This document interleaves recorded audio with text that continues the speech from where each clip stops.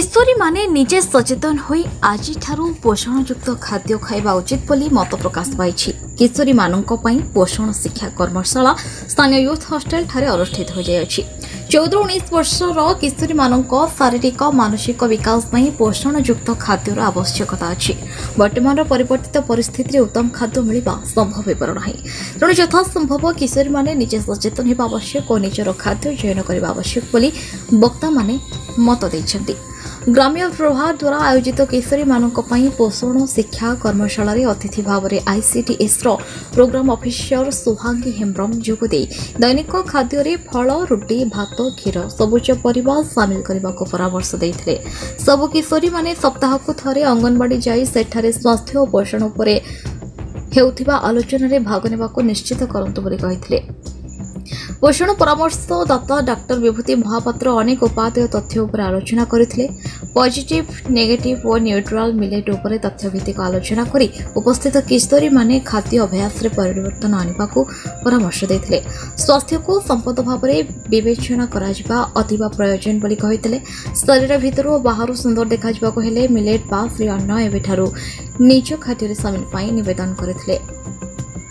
अन्यतम अतिथि भाव में जोगदे गोपाल चंद्र परिडा कहले जे पिलामाने नियमित भाव में निजर हेमोग्लोबिन परीक्षा कराइबा और सप्ताह को थरे अमला खाइबा को परामर्श देथिले। चूड़ा गुड़ नड़िया कदली जलखिया भाव में ग्रहण करबा और छणा ही बाहर बिक्री होता खाद्य को वर्जन कले निज शरीर उपयुक्त पुष्टि पाइबा बोली प्रकाश करथिले।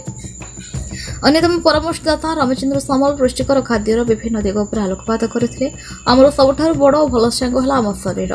तेणु आम शरीर सांग को सुस्थ रखा हेले ताकू उपयुक्त पोषण भर खाद्य देवा निहाती आवश्यक बोली कहिथिले। एनआईसीएसआई मिलित सहयोग आयोजित कार्यक्रम में 52 जन किशोरी जोग देथिले। लवली दास गुप्ता, ममता महारणा, पुष्पा देवी, उर्मिला रेड्डी, राजाराम, कृष्णा रेड्डी प्रमुख जोगदे सभा परिचालना करथिले।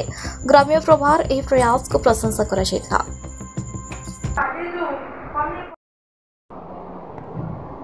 जेते पृथ्वी जिनिस खाया जिनिस अछि सबुठु अति अति भल का मुख्य जिनिस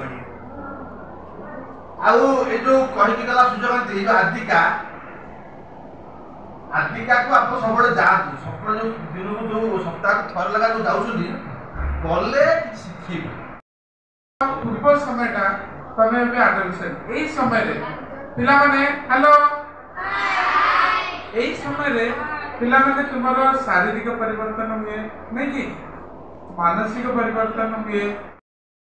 सरकार की तरफ ए झियो बेसी पार्टी कर ठीक है सुनो सरकार की तरफ सेठी पाई तुम्हारा लाइफ रे को होला परे माने आगु को बढ़ी परिबा बुझे।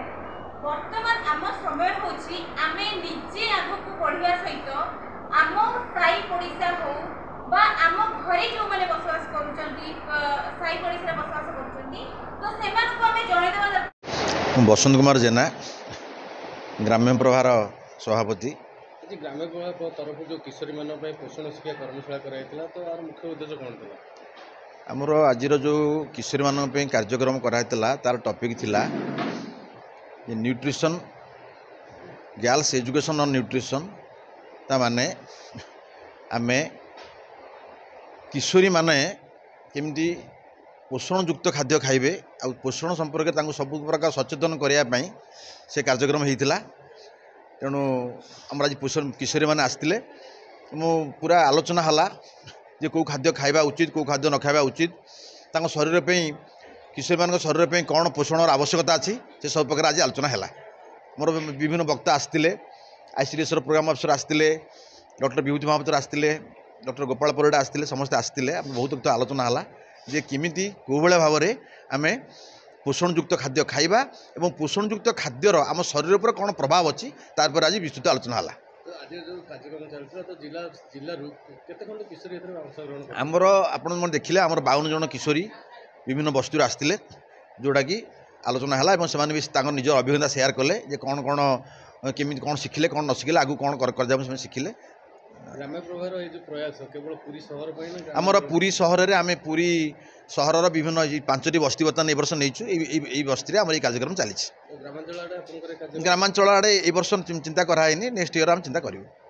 धन्यवाद।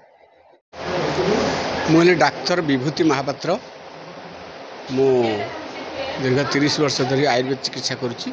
आज्ञा जो ग्राम्य प्रभा तरफ किशोरी मानों जो पोषण शिक्षा कर्मशाला था कौन कह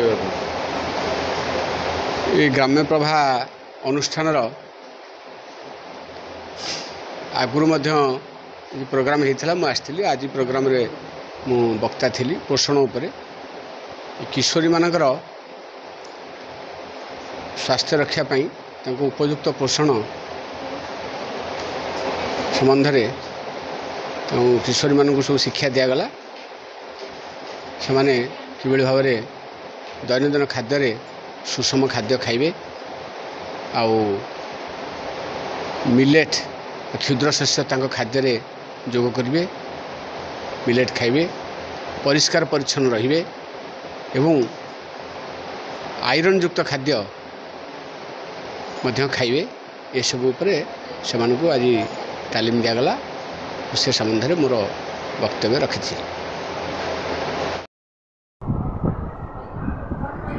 सर देखो तो सामने हूँ सर।